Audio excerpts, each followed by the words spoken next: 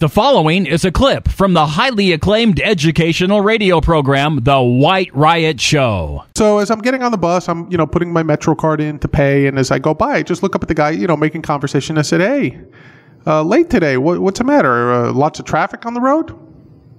Without looking at me, the guy just growls back at me and he goes, just be fucking happy I showed up. Wow. Now, just snapped at you like that? Just like that.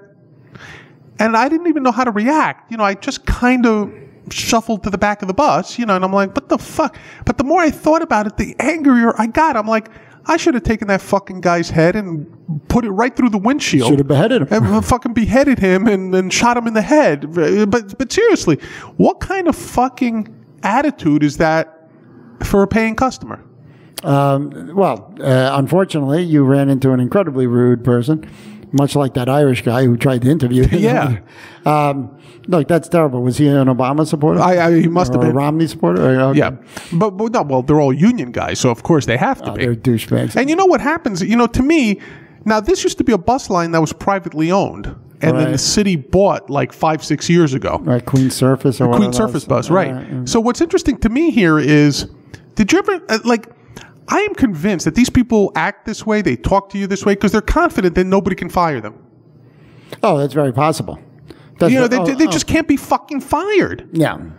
And for people who claim to me like unions do good for the economy, explain to me how this is good for the economy, having like horrible employees and stuff. Yeah, and having it run by the government. Oh, that's even worse. When you could get a private one to do it more efficiently and cheaper.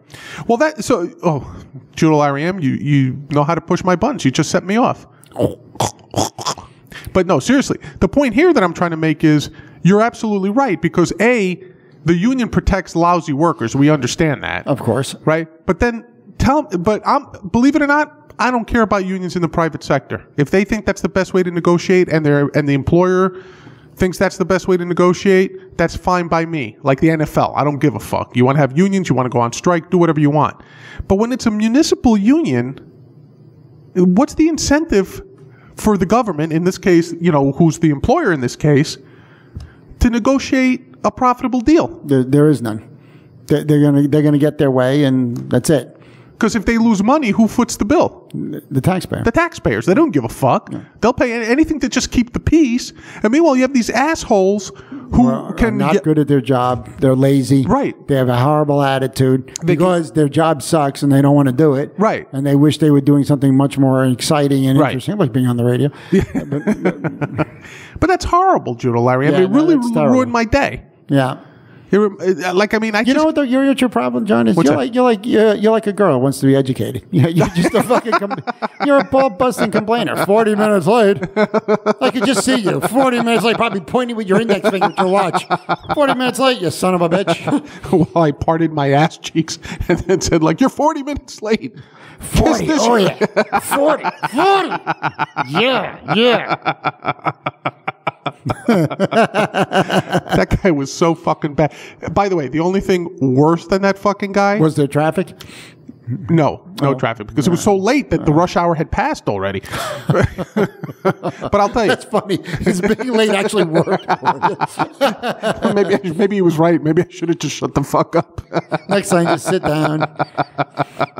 Pick your ass. Do something non-committal.